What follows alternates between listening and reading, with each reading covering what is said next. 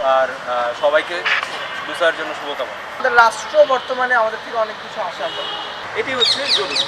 তো আমাদের ইনশাল্লাহ এটা দুসা আপনাকে হেল্প করবে। বিভিন্ন ক্ষেত্রে হাসান মঞ্জুর ভাই আমাদেরকে বিভিন্নভাবে যেভাবে সহায়তা করছে এটা বলার মতো না।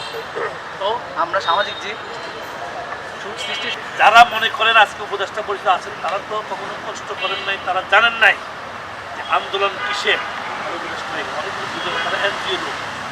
আমরা চাই, আমরা কোনো দলের কথা বলবো না, আমরা বলবো আমাদের রাষ্ট্র রক্ষার স্বার্থে ছাত্রদের যে কোনো ভূমিকা আপনাদেরকে এগিয়ে আসতে হবে।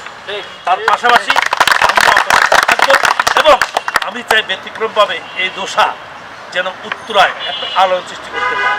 কারণ অতীতে আমরা কোনো কিছু করতে, আমি বলছি একটা কনসার্ন করেন, আমরা হেল্প করব। এখন যে কোনো জায়গার থেকে হেল্প করার বা একটা অনুষ্ঠান আয়োজন করার মতো সহযোগিতা মানুষ ছিলেন, কারণ যে সমস্ত ব্যবসায়ীদের মন ছিল তারা পারে গেছিল। আর যারা দেশকে লুটপাট করছিল তাদের কাছে তারা কখনো মূল্যায়ন করে না। আমরা কোনো দলের বিরুদ্ধে কথা বলবো না। আমাদের কথা হচ্ছে আপনাদের স্টুডেন্ট, আমরা একসময় সবাই যদি মনে করি আমরা একসময় স্টুডেন্ট ছিলাম।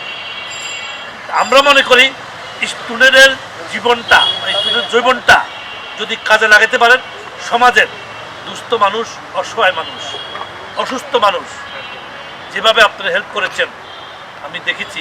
কোথায় নেত্রকোনা, কোথায় জামালপুর, কোথায় বিভিন্ন জায়গায় আমরা চেষ্টা করছি সহযোগিতা করতে। আমার দেওয়ার কিছু নাই, আমি ভালোবাসা দিয়েছি এবং আপনাদের ভালোবাসা পেয়েছি। এই জন্য আজকে এখানে দাবাত দিয়েছেন। আমি কোথাও এ পর্যন্ত কোথাও এই প্রথম আমার এখানে আর একটা ওয়াজে গেছি।